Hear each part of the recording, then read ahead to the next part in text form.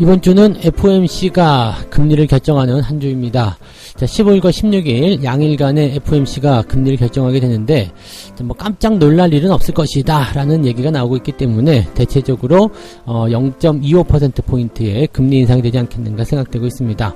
여기다가 러시아와 우크라이나의 협상 상황들, 러시아가 일부 진전이 있었다 이런 얘기를 하고 있기 때문에 약간 투자 심리가 개선되지 않겠는가 라는 기대감도 나오고 있습니다.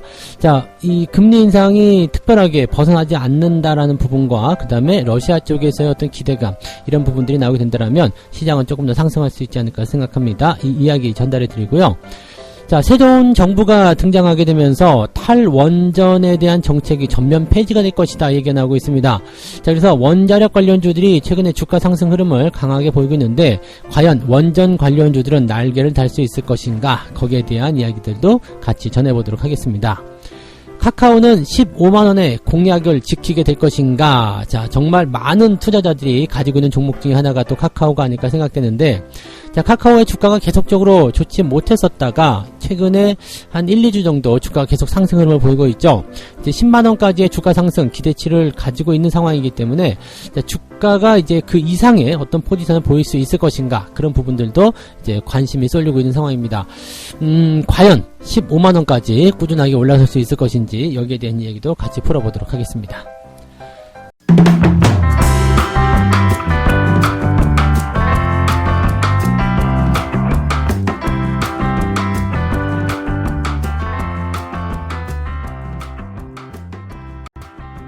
네, 반갑습니다. 오늘은 3월 14일 월요일입니다. 자, 오늘은 화이트데이죠. 네, 사탕 먹는 날이에요. 사탕을 먹는 날인가, 주는 날인가요? 네, 남자들이 사탕을 드리는 날이죠. 네, 그러니까 뭐 사탕 이제 못 받으신 분들은 일단 오늘은 네, 핑계가 하나 생긴 거죠. 네, 너 주식 잘했어? 수익 좀 났어? 사탕 한 점 이렇게 쪼는 거고요. 수익이 좀 나면은 네, 그 돈으로 사탕을 달라고 쪼으면 되겠죠. 자, 아무튼 네, 달달한 그런 월요일 되셨으면 좋겠고요. 이번 주 이야기 먼저 좀 시작을 해볼게요. FOMC와 우크라이나 협상인데 일단은 FOMC 먼저 좀 살펴보도록 하죠. 연합뉴스 기사에 따르면 연준은 전쟁에 따른 불확실성에도 15일에서 16일 예정된 FOMC 회의에서 기준금리를 인상할 것으로 예상된다라고 얘기가 되어 있습니다. 뭐 기준금리 인상은 이제 2020년 팬데믹으로 기준금리를 제로로 낮춘 이후에 첫 금리 조정이자 2018년 12월 이후 첫 금리 인상이 될 것으로 보인다, 이렇게 되어 있습니다. 뭐 금리 인상에 대한 이야기들은 예전부터 계속적으로 나오고 있었던 부분이기 때문에 이제는 뭐 별로 놀라울 건 없죠. 다만 이제 그 금리 인상의 폭이 0.5가 될 것이냐, 0.25로 갈 것이냐, 또 3월 이후에 이제 5월에 FOMC를 할 때 5월에는 금리 인상을 0.5%를 할 것이냐, 뭐 그런 정도의 이야기라고 보시면 되겠습니다. 지금 현재 이제 물가 상승률이 40년 만에 최고치를 찍고 있잖아요. 그러다 보니까 연준의 금리 인상은 일단 안 하면 안 된다라는 이야기가 중론인 것 같습니다. 그래서 금리 인상은 당연하다. 다만 0.25냐 0.5냐 여기에서 이제 핵심이 될 것 같은데, 뭐 얼마 전까지만 하더라도 제임스 총리가 계속적으로, 총재죠, 제임스 총재가 계속적으로 이제 0.5% 해야 된다, 금리를 더 강하게 인상시켜야 된다, 이런 얘기들 나와 있었는데 이 부분들이 이제 조금 축소되는 그런 부분인 것 같습니다. 일단 아직까지 거기까지 가는 거는 조금 시기상조다라는 얘기를 하고 있는 거겠죠. 그래서 자, 금리 인상에 대한 상승폭은 0.25%포인트로 갈 것이다, 이런 식으로 보는 것이 시장의 전반적인 부분이 아닌가 생각됩니다. 자, 뭐 0.25%포인트라면 이미 다 예상했었던 금리 인상이기도 하고 시장에 그렇게 크게 영향을 줄 만한 이슈도 아닐 것이다 라고 보여지는 부분이겠죠. 최근에 이제 우크라이나 관련한 부분들이 있기 때문에 이 내용들이 이제 시장의 금리 인상을 결정하는데 조금 제한적인 그런 영향을 줄 것이다 라고 볼 수 있는 부분이 되겠습니다. 그래서 그 내용들 살펴보시면 되겠고, 그러면 이제 러시아와 우크라이나 쪽 상황도 한번 보도록 하죠. 러시아와 우크라이나 간의 휴전 가능성, 이게 좀 높아졌어요. 그러면서 이제 최근에 이제 블라디미르 푸틴 대통령이 우크라이나와의 협상에서 일부 진전이 있었다라는 얘기를 했습니다. 근데 뭐 아직까지 뭐 구체적인 내용은 밝혀지지 않았고요. 뭐 진전이 있었다 이런 얘기 전해지면서 뭐 이 휴전 가능성 또는 이제 종전 가능성이 있지 않겠는가라는 생각이 좀 드는 거죠. 지금 전쟁이 장기화될 경우에 서방의 제재는 더욱 늘어날 수 있다라는 부분인데, 이게 지금도 굉장히 부담스러워요. 부담스러운 부분이기도 하고, 실질적으로 이제 러시아 입장에서 본다라면 디폴트와 관련된 내용도 있단 말이에요. 그리고 뭐 석유 개발이라든지, 지금 글로벌 기업들이 다 러시아와의 어떤 그 협력 관계를 좀 뭐라고 할까, 끊어내고 있는 그런 상태가 됐잖아요. 그러다 보니까 조금 부담스럽고, 최근에 뭐 스웨덴이라든지 핀란드 이런 지역도, 이런 국가들도 지금 나토 가입한다. 여기 대해서 또 러시아가 니들 가입하면 큰일 난다, 보복한다 이렇게 얘기하고 있는데, 뭐 지난번보다는 이제 그런 거 없죠. 또 스웨덴 같은 경우는 니들이 뭔데 나한테 하라 말하냐? 뭐 이렇게 나오고 있는 상태예요. 지금 우크라이나도 벅찬 니네가 과연 우리를 어떻게 할 수 있겠느냐라는 부분이 좀 되는 거죠. 그래서 나토 가입에 대한 부분들은 이제 주변 국가들이 계속해서 하게 될 테고, 러시아는 점점 더 오히려 이제 좀 뭐랄까 고립이 되어가는 그런 상태로 가는 것이 아니겠는가라고 판단되는 거죠. 미국은 이미 러시아산 원유 수입을 금지하기로 결정이 됐죠. 그래서 그 부분들이 이제 조금 부담스럽긴 한데, 어쨌건 미국이 러시아 석유를 이제 수입하지 않는다라는 것, 그거 하나만으로도 이제 아무래도 원자재라든지 이런 쪽에서 부담감들이 계속 나오고 있죠. 뭐 그것뿐만 아니라 일부 제품들, 뭐 석유뿐만 아니라 여러 가지 부분들에 대해서 지금 제재 조치가 가해지고 있습니다. 상황이 이렇다 보니까 디폴트 고비라는 얘기가 나오고 있습니다.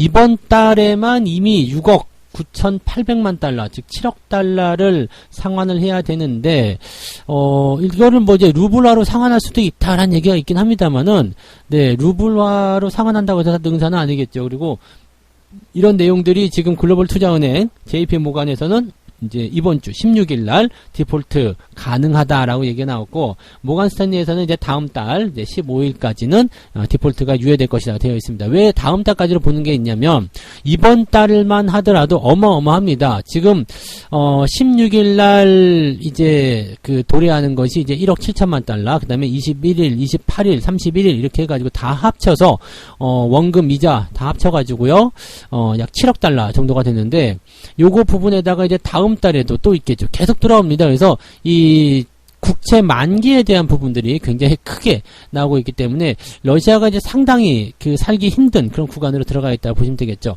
일단 이 경제 조치라는 것 자체는요, 아무리 이제 무기로서 싸우더라도 이제는 네, 그것보다 더 센 힘을 가지고 있다라는 것이 이제 증명이 되는 그런 내용이 아닐까 생각합니다. 그래서 지금 러시아 쪽에 대한 부분들은 이제 러시아 내에서도 여론이 그다지 썩 좋지가 않죠. 그래서 그 내용들을 살펴본다라면 아마 러시아가 어떤 조치든 아니면 우크라이나와의 어떤 협상이든지 간에 뭔가 양보를 하면서 빠져나오는 그런 전략이 나오지 않을까 생각되긴 합니다. 지금 계속 네 그냥 뭐 여기를 점령하려고 계속 공격한다는 거 지금 별 의미 없다는 거 이제 지도 알고 있을 거라 생각한다는 얘기죠. 그래서 그런 내용들로 참고해 보실 만한 내용이 되겠습니다. 그래서 실질적으로 이제 우크라이나와 러시아 간의 어떤 긴장감이 조금 줄어든다라는 부분, 그리고 지금 FOMC에서 예정되었던 금리 인상 정도만 진행한다라는 부분들, 이런 것들은 시장에 긍정적인 요소가 될 수 있겠다 보시면 되겠죠. 국내 증시도 역시 마찬가지입니다. 지금 뭐 당분간은 뭐 박스권을 유지할 것이다라는 얘기가 나오고 있습니다만, 새 정부에 대한 기대감도 굉장히 높다는 평가가 나오고 있죠. 그러니까 새로운 정부가 등장하게 되면서 이제 지금 보면 정책적인 종목군들이 많이 움직이고 있잖아요. 뭐 건설, 리오프닝도 포함이 되고 있고요. 그 다음에 지금 보면은 이제 그 원자력 관련한 부분이라든지 뭐 전체적으로 다 보면은 그런 쪽이 나오고 있는 것 같아요. 그래서 지금 뭐 건설, 원자력 관련주들이 이제 가장 강한 상승을 보이고는 있습니다만 이 부분들이 아직까지는 대형주로 번지는 모습은 아니죠. 그래서 시장이 올라가는 부분보다도 이제 개별주적인 또는 테마주적인 부분에서의 주가 상승이 나올 가능성이 높겠다라고 보셔야 되겠죠. 일단은 주가 상승은 지속이 될 것으로 생각이 되고 있지만, 대형주가 뒤로 빠져 있는 상태라면은 주가 상승엔 제한적일 가능성이 높다라는 거. 그래서 지금 현재로서는 이제 증권사 쪽에서 보여지는 부분들은 네, 당분간은 박스권의 흐름들을 유지하게 될 것이다. 하지만 뭐 꾸준히 분할 매수 전략은 유효하다라는 이야기도 같이 밝히고 있습니다. 그래서 그 내용들 참고해 보실 필요가 있겠습니다. 근데 러시아 쪽 문제가 해결이 된다라면 지금 신저가 기록하고 있는 대형주들이 뭐 매수를 통한 어떤 반등은 만들어줄 수 있을 것 같아요. 그러면 개별주 종목들도 올라가게 되고 대형주들도 같이 올라가게 된다라면 시장은 굉장히 큰 상승을 좀 보여줄 수 있는 모습이 좀 되겠죠. 그래서 전체적으로 이번 주 주는 일단 이벤트가 굵직한 게 있긴 있습니다만 크게 부담되지 않을 것 같아요. 그래서 그 내용들로 한번 보시고요. 만약에 금리가 갑자기 0.5% 올라갔다라든지 아니면은 러시아 쪽의 우려감이 더 커진다라든지 이렇게 나온다면 또 문제가 될 수 있겠습니다만 현재로서는 그런 가능성은 많지 않다라고 보시는 게 좋겠죠. 그래서 시장에 참여 중인 그런 어떤 패턴들이나 종목들의 대응 전략들은 뭐 무난하지 않겠는가라는 생각을 좀 해볼 수 있겠습니다.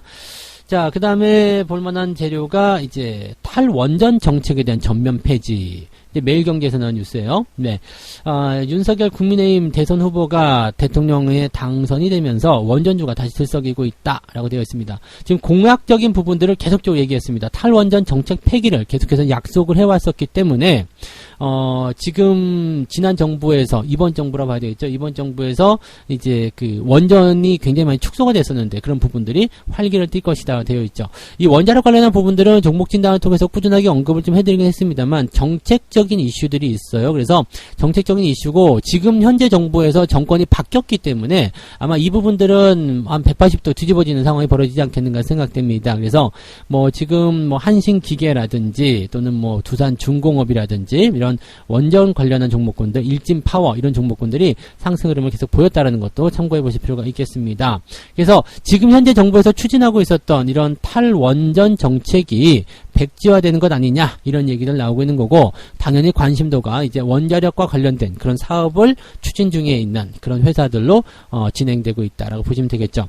이 원자력 관련한 부분들 종목들 갖고 계시는 분들은요 당분간은 더 들고 가시는 게 좋습니다. 이제 과거에 이제 MB정권 때나 이렇게 보시면은 원자력 관련한 부분들을 추진한다라는 얘기가 나왔을 때 주가가 굉장히 많은 상승을 보였던 경우들이 많습니다. 그래서 그런 내용들이 접근을 해보실 수 있는 내용이 되기 때문에 기대감을 좀 가져보는 것 괜찮을 것 같다 생각이 좀 들고요. 내용을 조금 더 살펴보게 되면 이제 신현증권에서는 뭐라고 얘기했냐면 이번 정권에서 축소가 됐었던 원전 사업이 활기를 띨 것이다 라는 얘기, 그 다음에 소형 모듈 원전의 적극 도입 역시도 언급한 바가 있기 때문에 원전 관련 건설사들의 수혜가 예상된다 라고 얘기를 했습니다. 시정증권에서는 현대건설, 대우건설을 꼽을 수 있다 이렇게 얘기를 좀 했고요. 이베스트 투자증권에서는 뭐 에너지 정책, 원전에 대한 의견 차이는 여전히 존재하겠지만 그간 인플레이션의 우려감으로 인상을 미뤄왔었던 전력 가격의 인상은 이루어질 것이다. 여기에서 따지고 본다라면 이제 뭐 한국전력도 수혜를 볼 수 있는 상황이 좀 되겠죠. 네. 그 다음에 이제 지금 현재 정권에서도 이제 그런 거 있잖아요. 탈원전에 대한 부분들을 조금 이제 한 발 물러서는 모습이죠. 원자력을 재가동한다라든지 등등의 얘기가 나왔습니다. 그래서 지금 새로운 정부는 친원전 정책으로 진행이 되기 때문에 지금 신한울 3, 4호기 건설이 재개가 될 것이다 이런 얘기가 있는 부분이고 또 수명이 만료되는 원전들 역시도 사용을 연장할 가능성이 높게 된다 이렇게 되어 있습니다. 그러니까 원자력 관련한 부분에서의 어떤 정책적인 수혜가 계속적으로 진행될 것이다 라는 전망이 나오고 있기 때문에 여기에 대한 기대치들이 상당히 높아지고 있다고 보셔야 되겠죠. 그러니까 이런 이야기들이 나오는 부분이라서 현재 상황에서는 이제 이 원전 관련한 정책 부분들이 상당히 높은 그런 기대감들을 가지고 있다. 또 정책적으로 물고 들어가는 부분에서 뭔가 성과를 내야 되는 상황이 됐기 때문에 지금 이렇게 첫 번째 정책으로 치고 들어가는 부분이 나와서는 아마도 주가 상승률이 조금 더 진행될 것 같습니다. 다만 이제 매수 들어가는 부분들이 조금 애매할 거예요. 가지고 계신 분들이야 뭐 계속 올라가는 거 즐기시면 되겠습니다만 신규 조건 들어가시기에는 단기에 많이 올라온 부분도 있고요. 또 내려갔다가 올라가는 부분들이 이게 조금 애매한 상황들이 좀 있거든요. 그래서 내려갔다 올라가지 않는 그런 상황이 벌어진다. 그냥 올라가 버린다. 이렇게 된다면 매수 따라가기 어렵습니다. 그래서 매수에 대한 부분들은 조금 고민을 좀 하셔야 될 것 같고요. 조금 이제 눌러가지고 가격이 조금 평준화된다거나 괜찮아진다. 단계에 많이 올랐으니까 차익 실현이 분명히 나올 거란 말이에요. 그 이후에 조정을 좀 받게 된다면 관심을 좀 가질 필요는 있겠죠. 그래서 지금은 매수하기는 조금 껄끄럽겠지만 가지고 계신 분들은 정책 기대감으로 조금 더 길게 보시는 게 유리하다 보시면 되겠죠. 네. 자, 그 다음에 카카오도 한번 볼게요. 역시 매일경제에서 나왔네요. 이제 15만원 공약이 실현될 것인가. 카카오는 이제 의견이 분분하게 많이 있었습니다. 뭐 이것도 역시 지난 정부, 이번 정부요. 이번 정부에서 뭐 여러 가지 규제라든지 그런 것들을 통해서 조금 주가가 나빴었던 부분이었죠. 근데 새로운 정부가 들어오게 되면 이건 역시도 바뀌지 않겠느냐라는 기대감을 가지고 있는 겁니다. 즉, 새 정부 출범으로 규제 우려를 덜어내면서 주가가 강한 상승을 보여주고 있다라는 얘기죠. 지금 최근에 주가가 10만원을 회복했습니다. 제가 지난번에 단기 반등 정도는 기대해야 된다라고 말씀을 드렸었는데 그게 이제 10만원의 목표가였거든요. 근데 10만원에 도달했음에도 불구하고 저항이나 압박에 대한 부분이 그렇게 많지가 않은 것 같아요. 그래서 주가가 더 상승할 수 있는 가능성이 있지 않겠나 생각됩니다. 신임 대표이사 내정자가 주가 15만원을 일단은 만들겠다. 그때까지는 월급도 인센티브도 받지 않겠다. 이런 얘기를 했었단 말이죠. 그러니까 거기에 대한 기대감도 분명히 있습니다. 그래서 이런 얘기들은 일단 긍정적이긴 하겠죠. 주가가 15만원 될 때까지는 연봉과 인센티브 절대 받지 않고 법정 최저임금만 받겠다. 그러니까 용돈만 받고 일하겠다. 그런 얘기가 되는 거죠. 아무튼 이런 부분들도 긍정적인 것 같긴 합니다. 그래서 15만원 간댄다. 회사가 어떻게든 15만원 만들겠다. 자기도 월급 받아 먹고 싶다라면 15만원 보내겠지. 등등의 얘기를 하지 않을까 생각합니다. 근데 이 카카오 기업이 주가가 지금 떨어진 이유들은 알고 계시죠? 물론 이제 지금 이제 그 윤석열 그 후보의 당선으로 인해 가지고 카카오의 주가를 끌어내렸던 플랫폼 기업의 규제 우려감, 이 부분들이 이제 당연히 이제 뒤집어질 것이다 생각 때문에 주가가 상승할 수 있다는 부분이긴 한데, 요것만 가지고 보기엔 조금 어렵습니다. 왜냐면, 이 카카오 그룹주들에 대한 어떤 전반적인 평가가 그렇게 좋지 않았잖아요. 일단 먹튀 논란도 있었고요. 그리고, 주가가 계속해서 이제, 떨어지는 부분들은 그동안 많이 올라왔었던 약간의 고평가에 대한 어떤 논란들도 있었단 말이죠. 그러니까 그런 형태의 모습들이 이제 부담을 가져갈 수 있는 내용이 되겠습니다. 그래서 이게 새롭게 분위기를 쇄신하려면 이제 밑에서부터 다시 사들이는 어떤 자사주 매입 이런 것도 분명히 있긴 있었습니다만은 이 자사주 매입도 그때 욕 많이 먹었잖아요. 비싸게 고점에서 팔아가지고 밑에서 공식적으로 다시 사는 거냐 그런 얘기들. 그러니까 주가가 15만원 20만원일 때 이 주식을 팔아가지고 10만원도 안 된 가격에서 다시 사들이는 거. 완전 공식적으로, 고점 매도, 저점 매수 하는 거네, 물량 더 늘려가는 거네, 이런 식으로 얘기를 하는 상황도 좀 있었죠. 그래서 여론이 상당히 좋지 않습니다. 여론이 좋지 않기 때문에 사실적으로 주가가 올라가더라도 단기적으로 올라갈 때 팔아먹고자 하는 사람들이 굉장히 많을 거예요. 그러니까 이런 부분들은 약간의, 이 관심을 이제 뭐라고 봐야 될까요? 조금 길게 놓고 봐야 된다. 이렇게 생각을 좀 하셔야 될 것 같죠? 일단은, 지금 대통령 당선인이 인터넷 플랫폼 기업에 대해서 필요시 최소 규제를 공약했다라고 되어 있기 때문에 이런 정도라면 이제 어느 정도까지는 봐야 되겠죠.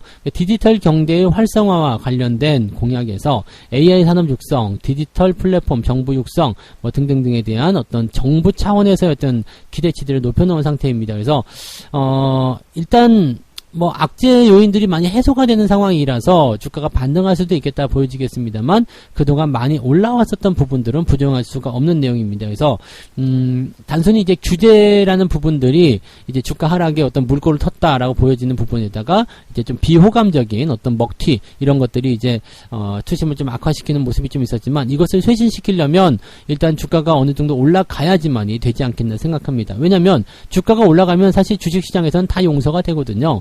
주가가 안 올라가면 용서가 안 되지만 주가가 올라가면 용서가 되는 겁니다. 그러니까 카카오의 주가를 일단은 13이든 14든 이렇게 좀 올려놓고 15만원에 도달하지 않더라도 그 정도까지만 올려놨더라도 이제 사람들의 인식이 좀 바꿔지기 시작하겠죠. 그래서 그 밑에서는 즉 15만원 가기 전까지는 계속해서 뭐가 있어야 될까요? 밑에서 밀어 올려주는 그런 형태의 푸시가 있어야 될 겁니다. 그러니까 상당히 많은 그런 에너지를 좀 필요로 하지 않을까 생각돼서 단박에 올라가는 것보다는 그냥 천천히 흐름을 타면서 시장과 함께 같이 움직이는 게 훨씬 낫지 않을까 생각됩니다. 이게 오히려 단박에 올라가 버리게 되면 14만원대 넘어가면서부터 저항대 부딪히거든요. 그러니까 15만원이 오히려 더 안 될 수도 있다라고 판단하실 수 있습니다. 그래서 일단 지금은 추세가 좋아요. 그래서 조금 더 긍정적으로 보셔도 상관없겠습니다만 너무 여기다가 또 집중하는 모습은 보이지 않으시는 게 유리할 것 같네요. 자, 이렇게 해서 세 가지 이야기 전달해 드렸습니다. FOMC 이번 주에 진행되는데 굉장히 중요하다는 말씀 드렸죠. 그 다음에 우크라이나 협상, 러시아 쪽이 일단 고립이 되는 상황으로 가게 되면서 약간 문제가 해결이 될 수 있지 않겠느냐라는 이 전망들이 나오고 있습니다. 그래서 우리나라 증시도 긍정적으로 기대를 좀 가져볼 수 있을 것 같다 생각이 되는 부분이고요. 자, 탈원전에 대한 정책이 전면적으로 폐지가 될 것이다라는 전망이 나오면서 이제 원전주들이 날개 달 것이다라고 얘기가 나오고 있는데 정책적인 부분들이기 때문에 추가 상승은 충분히 예상을 해볼 만도 하겠습니다. 이 정책이 뒤집어지지 않는 이상은 당분간은 좀 진행될 거란 말이죠. 그래서 요 내용들은 이제 주가가 좀 상승할 수 있는 배경이 있기 때문에 긍정적으로 보긴 해야 되겠는데 그냥 막 따라 들어가기 조금 애매하죠. 그러니까 주가가 조금 떨어지는 그런 형태. 일단 단기적으로 많이 올라가기 때문에 한 번 정도 조정을 받을 거란 말이죠. 그 시점에서 싼 가격대를 노려보는 것이 유리할 것 같다. 관심을 좀 가지셔도 될 것 같아요. 네. 카카오 같은 경우는 15만원까지 단박에 올라가게 되면 그다지 썩 좋지 않고요. 완전히 여론이라든지 어떤 평가들이 완전히 돌아선 건 아니기 때문에요. 여전히 걱정을 좀 해야 됩니다. 대신에 이제 카카오에 대한 부분들이 이제 조금씩 분위기를 좀 쇄신할 수 있고 또 자사주 매입이라든지 이런 것들을 통해서 뭔가 주가 방어에 나서는 그런 모습이기 때문에 지금 현재로서는 주가 추이가 나쁘지는 않다라고 보여지는 부분이고요. 급하게 올라가는 것보다는 천천히 가는 것이 유리하다라는 이야기를 해드릴 수가 있겠습니다. 책 한 꼭지 읽고 마무리하죠. 45에서 50달러 박스가 50에서 55달러의 박스로 이동할 때가 매우 중요하다. 문제는 이 박스의 범위를 어떻게 결정하느냐다. 이는 주식마다 다른데 박스 안에서라면 55달러에서 50달러로 하락하는 것은 아무 문제가 없다. 니콜라스 다비스가 한 이야기입니다. 네. 니콜라스 다비스 책은 250만 부를 벌었다라는 책이 있죠. 그 책 읽어보시면 재밌어요. 주식 처음 하시는 분들, 책 하나도 안 읽었다 이런 분들은 그 책 한 번씩 사서 읽어보시면 좋겠고요. 여기서 설명하는 것은 이제 일정한 구간의 어떤 박스권이라는 이야기인데 그 박스를 상승 돌파를 하게 되면 상당히 흐름은 좋아진다. 좋은 추세가 된다라는 얘기를 하고 있는 거고요. 내가 정해놓은 즉 저점과 그 고점의 그런 일정 변동성 범위, 이것을 이제 우리가 박스라고 하는데 이 박스 안에서는 고점에서 저점으로 한 방에 추락을 해버린다고 하더라도 신경 쓸 필요가 없다. 그냥 박스 안에서의 움직임이다 라고 얘기를 하시면 되는 겁니다. 그래서 이 저점과 고점에서 어떤 변동폭 이런 것들을 고려하면서 주식을 매수하게 되신다면 주가가 변동하더라도 큰 문제가 없다라고 판단하실 수가 있는 거겠죠. 네. 그래서 박스 이론도 한번 여러분들 잘 한번 고민해서 보시고요. 이건 따로 공부 필요 없어요. 그냥 나는 주식 투자로 250만 불을 벌었다라는 책만 잘 읽으셔도 여러분들이 충분히 받아들이실 수 있으리라 생각합니다.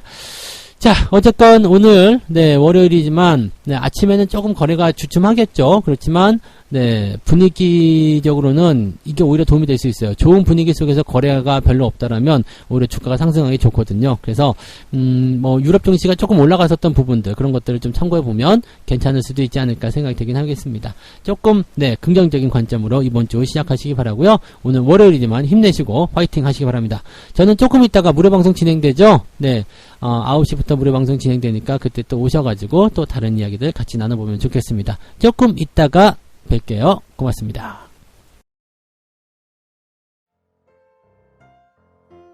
본 방송에서 제공되는 모든 정보는 투자 판단의 참고 자료이며 투자의 최종 책임은 본 방송을 이용하는 본인에게 있습니다.